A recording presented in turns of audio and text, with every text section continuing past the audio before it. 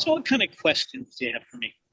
Basically, I was running, Jacob's junk hauling for about 5 years, and I didn't feel like I was legitimate in that business because I was driving a dump trailer with my personal pickup truck, which was a white Ford F-150, and it looked, fine. But I just want to know if I do need to have a major or a minor mindset shift going from being that guy to being the type of companies that JR has been supported. The cost of entry into this business is not a lot. And that's why you find people who are probably more prone to mom and pop with a trailer. One person in particular that I was mentoring in Chicago, I told him how important the dump truck is, and that a trailer is just a pain to drive. But he wanted to limit his cost. And I understand that, but I told him 9 months from now, you replace it. And 9 months from almost to the date, he replaced it with his first truck. He just got in his second truck. He will be open for a full year this coming April. If you're going to be a large company, you got to look like it. And I want to be, competing with the franchises in my area here. And that's the direction I want to go. I want to use the junk removal truck. I want to have the professional image. I want to have employees. So that's one of my goals. I want to be aggressive about getting myself in a position where I am off the truck in like 6 months or less. And one thing I did want to ask, I've noticed all of the franchises they're using trucks with the tunnel toolbox in the front. Is that something that's definitely worth, getting on the first truck? Is it absolutely necessary? Does it help out a lot? Yeah, it's really needed. I mean, you need tools to go to jobs, and a lot of times it would be hand tools. A lot of times it would be power tools. Mm-hmm. And we had the box in back of the cab, in between the actual dump box, and I couldn't have done it without it. The thing that I didn't want to do is on top of the toolbox, there was a special place that a lot of people used for wheelbarrows. And the last thing I wanted my truck to look like was a junk truck. So what we did was we had wheelbarrows at the office, and if we saw a job that we were going to use a wheelbarrow, we brought it. Otherwise, you can go to Home Depot, and I think at the time, I think it was $18 an hour. You can rent one. I was like, man, if I'm switching over to one of these, low, cab forward trucks with a box, where's all these tools going to fit, The box itself goes through a lot of configurations. And one of the things that I did with JRA, simply because they do their own boxes, is that Lee has his own box company.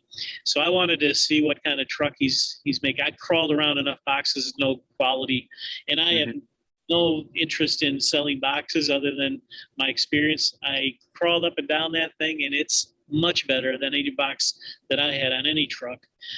He's got a lot of thought into it. One area which he has is a basket that holds garbage cans. You can save yourself a lot of trouble and a lot of expense on bags by just using garbage cans to load it up and dump it in the back of the truck. It seems like most people are actually experiencing a pretty solid amount of growth, in their first year working with JR. Is that something that, I mean, obviously it's what you're going to put into it, but is that something that I can also anticipate continuing with me? It's up to the owner, and it's up to what you can do with not only what we give you, but what can you add to it. What you put into it, you can get out of it. And to answer your question, yeah, I think we've got a lot of success stories about people turning these things in from startup into growth, like really quick. But it all depends on, the area you're in and the type of owner you're going to be. And one of the things at JRA is we give you the tools of franchise. But it's a franchise alternative. We don't hold you in an agreement. All of these franchises offer a certain time limit, a 5-year agreement, a 7-year agreement, 10-year agreement. You're in a better situation than I was in because you're going to own everything. It's not JRA, is there just as a tool for you to use, SEO and website and AdWords and the things that we're experienced at and other things. We can help you to build that for you so you can concentrate on, like I said, getting in front of a group of customers and winning them over. Definitely. I like that. Is there any other things that are, concrete, solid ways for me to get things rolling a lot quicker and kind of be official, quote unquote? The more money that you budget and fuel into AdWords and SEO is going to build your business quick. But the other thing, I like to control things and controlling my own marketing. So truck-based marketing was really critical to me. So I bought 2 trucks. I always advise people to buy 2 trucks, not one, because you'll need 2. But having 2 trucks is like 2 rolling billboards. We actually park them out on busy streets during the nighttime, and while it's not working, it's people are seeing your brand. I tell people when they buy, if they only buy 1 truck, as soon as they get delivered, they should put an order in for the second truck. Unless you want to be a mom and pop operation, you got to prepare yourself for the future, and that's why I'm a big advocate of 2 trucks. Something that I've tried to be brainstorming the entire time, imagining this business transitioning to me having employees, me being off the truck, me not being there to give the customer that experience that I'm used to being able to provide. How are you able to incentivize these, employees that are signing up for essentially, like a manual labor job or what they might view as a manual labor job? Yeah, we had different incentives, but it was based on, performance.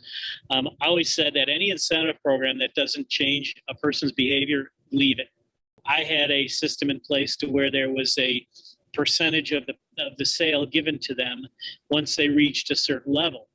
So they were always interested in wanting to reach that next level. So they're asking for more and more jobs. But I was always looking to make sure those guys that were giving me 100, 110, 115%, I kept them happy.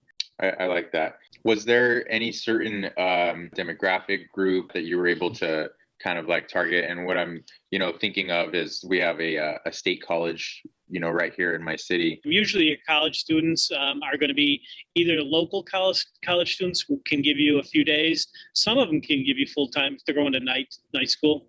Vocational schools are good. Prepare for when they go out, because in August it's like a vacuum. You lose a lot of your employees. But hiring is really critical for the life of your business. We found them everywhere. We had signs on the trucks. We had signs on lawn signs that we made up. What I like to think is that if you got a good guy, okay, that gives you 110, 115%, then I want to know who he hangs around with, because chances are he's got the character to hang around people of the same. I would also, have a hiring bonus. So if you work for me and you bring somebody in, I gave as much as $200-300. We found them everywhere. It's the magic bullet. I wish I could say this here. All you got to do is open the store and you got plenty of guys. But yeah, it's everywhere. And I talk about the same thing with marketing. What one thing brings customers in? There isn't any one thing. It's putting together a marketing plan that everything kind of counts on everything else, and it dovetails together. One of my goals is to have an office with a little commercial lot so that I can park the equipment there at night, have it secure, but also have like a workspace, but just have a place to work on the business away from home. I don't know when the right time is and when it makes sense. I'm starting from ground zero. I have no customers in this city. I don't have my truck yet, so I don't know when, it makes sense. The business usually can tell you a lot. Just listen to it. It's an easy business, but it can be tough. So realize that sometimes you're going to have to love your business when it doesn't love you, and realize that, sometimes you're going to have to make tough decisions. And I'm sure you're already aware of that with doing it yourself. So I think that those kind of decisions about warehouse and number of people and number of trucks are the things that you'll know. We're here to help you, but you'll know. It does help to hear it from somebody else that does it, because I kind of bounce things off of people, and I'm like, but no one has worked in this business before, and I'm just like, I don't know when I should be buying my second truck. I don't know if I should be leasing a, office space now. Do I need that right now? Should I even be spending that money? Is that gonna be what makes me not successful, is because I buried myself in too much, overhead? One thing I'm not afraid to do is I'm not afraid to fail. That's why I just jumped off of this cliff to go ahead and open up this business, is because I like you said, failure is not an option for me. It's not something that I'm even thinking about. I'm 100%, dedicated to just making it work, making it survive, and making it a huge success. Well, if you didn't question your decisions, you're an entrepreneur that lives in the dark. If you listen to the pulse of your business, you're going to know. Every entrepreneur, they're a liar if they tell you they don't question their own decisions sometimes, and not sometimes, all of them. So you're normal to question yourself on some things you're doing. I do appreciate talking to you, Jacob. You're going to do well. I'm here to help you. Someday you can sit by a pool. Sit by a pool and talk to other business owners. It's a blessing what happened to my business, and I'm pleased to be talking to you about it. Definitely. I appreciate your time today. I really do. Thank you, Sam.